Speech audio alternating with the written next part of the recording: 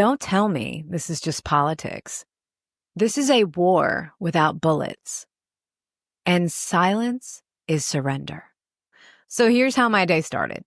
Coffee, TikTok, and a front row seat to America tearing itself apart before I had even had my first sip. Welcome to Mindfuck Monday, because the news should come with a trigger warning. I'm Christi Chanelle, and this is Sassy Politics.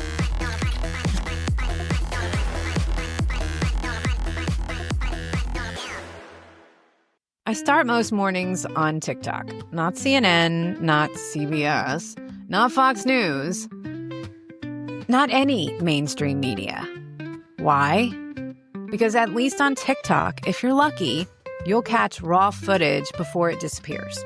I've got my handful of trusted voices. Politics girl, but I'm a mega fan, and I will watch everything she does.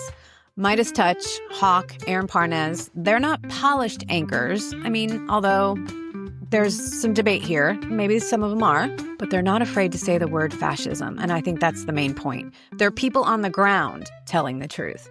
But let's be real. TikTok plays games too. Every time I post something too real, I get slapped with a violation.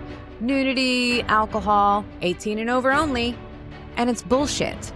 I appeal and I win, about 98% of the time. But by then, the damage is done. The post is buried. That's not moderation. That's suppression. That is control. Let's talk about the scroll of horror this morning. This specific scroll this morning on a nice Sunday, I'm recording this the day before I publish it, hit hard. This scroll hit me hard. First, an influencer who tracks ICE raids was face down unconscious on the pavement. No guns, no weapons, just her voice. Then Afani, an organizer in D.C., pepper sprayed, dragged away, her eyes swollen shut. Still, as she's walking with her eyes closed and her hands behind her back, she's still saying, "It's not about me. It's about the kids, the teenagers that she was there to actually protect." Know that this is a fascist takeover of D.C. and that our youth are going to be directly impacted by this. Get out of the way! It doesn't fucking matter about me. I will be fine. Our kids will not be.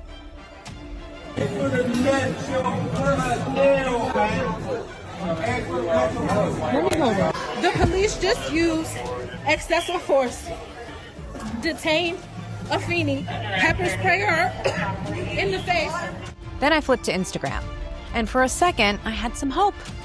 Massive aerial shots of San Diego. The streets were filled with people, marching and refusing to back down. And then, another gut punch. A man aiming a gun at someone in a wheelchair, demanding proof of service. Violence is against the most vulnerable. By 10 a.m., I had already seen America at its ugliest and at its most determined. Fortress politics, and then came the headline that sealed it. Trump didn't just call up the D.C. National Guard. He pulled troops from Ohio, South Carolina, and West Virginia. 750 more bodies for D.C. They're not just helping. They're stationed at federal buildings, some armed, some waiting for orders. This isn't crowd control. This is a fortress. This is what leaders do when they know the truth is coming, and they need a wall of uniforms between them and the people. And the rest of us? We're supposed to sit back and pretend this isn't martial law in slow motion. Right. Absolutely. I may be wrong. I can't tell you 100% that I'm right. But then you need to offer me another reason that 3 other states would pull in their National Guard for Washington, D.C. We are not under attack. This is not some Steven Spielberg movie. This is real life. This is real people. And this is bullshit. America's getting darker.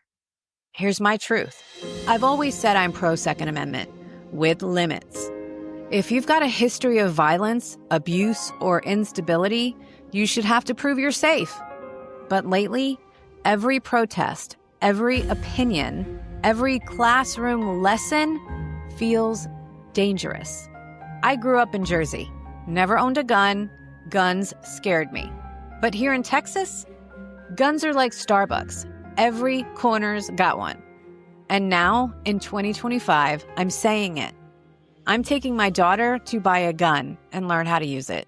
Not because I want to, because I don't feel safe without it. And either should she. That realization, that's America getting darker. In Dallas, at a rally with Representative Jasmine Crockett, a white woman stood up and screamed, "Dallas doesn't want your ghetto punk ass here." And I'm not 100% of the punk ass part, but I'm 100% of the ghetto. The ghetto word was used. The crowd echoed the word ghetto and was kind of like murmuring. You know, when you hear somebody go, you know, the crowd starts to murmur. That's what happened in the video. I will show you now. Take a look. I used to stay at my granny's house. She was one of my favorite people in the entire world. And so we...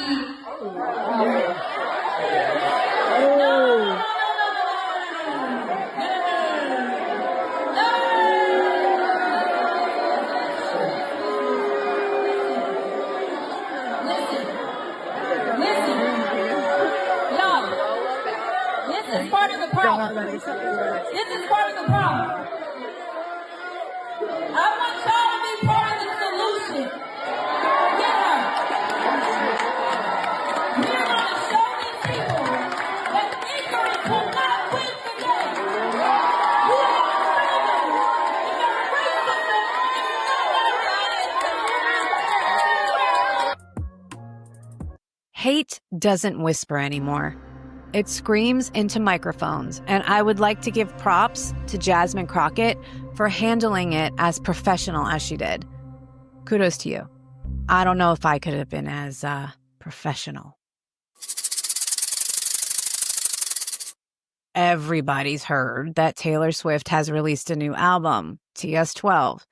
But how we got there and what I've been thinking in the last few days, we must talk about. I happened to see that Taylor Swift was on the New Heights podcast with Jason and Travis Kelce.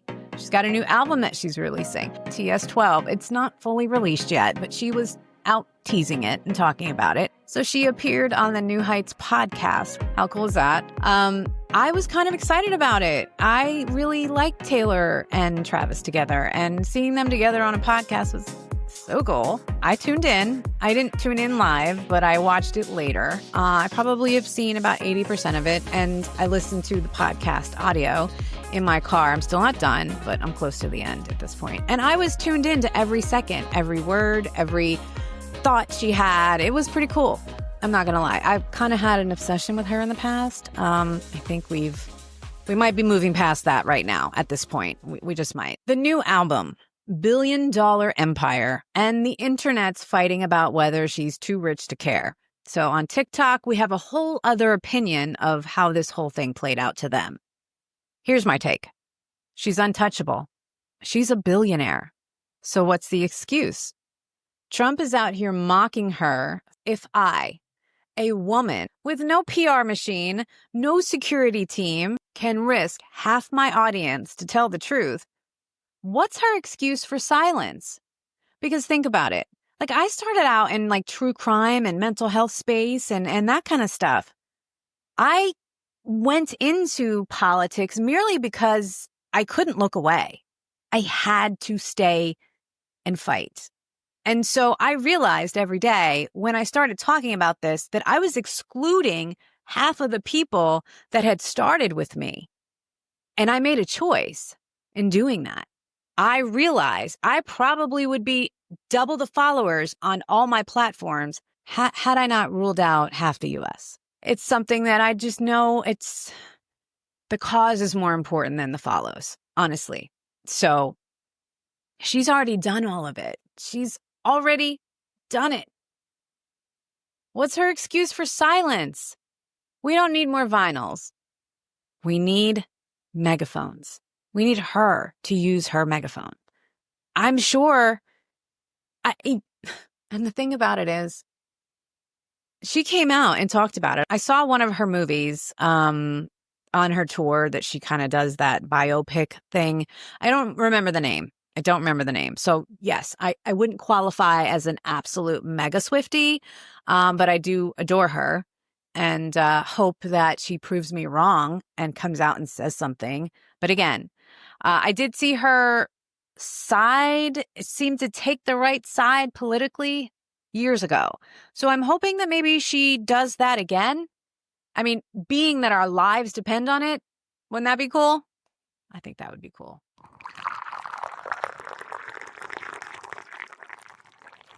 So I realized this morning's scroll was a war zone. It was negative, it was painful, and it was scary.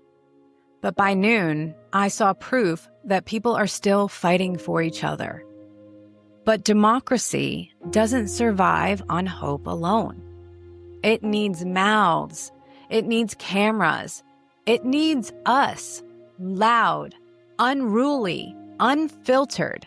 Silence is surrender. And that is not just a cliche line. I know you've heard it over and over again, as I have. But think about it. Silence is surrender. They're banking on your silence. I don't surrender. So much so that I built something. Little old me, I built something.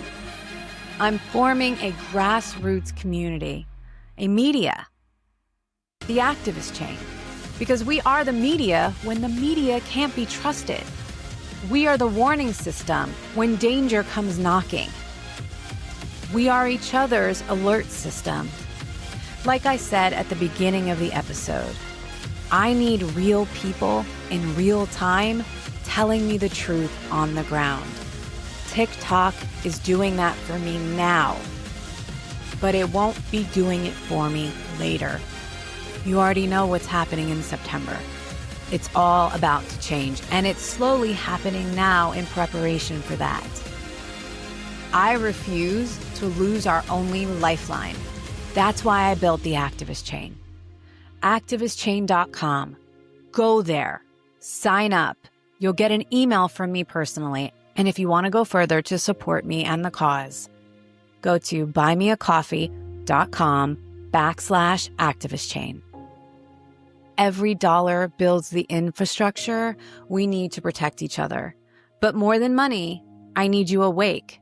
I need you to stop looking away. Stop numbing out with Netflix binges and Starbucks scrolls. Stop pretending this is someone else's fight. Lock arms with me. Raise your voice with me. Refuse to surrender with me. Because silence, again, one more time, because I don't know if you heard me the first time, is surrender. And we don't surrender. Not today, not tomorrow, not ever. This is Christi Chanelle with Sassy Politics, and we are done looking away.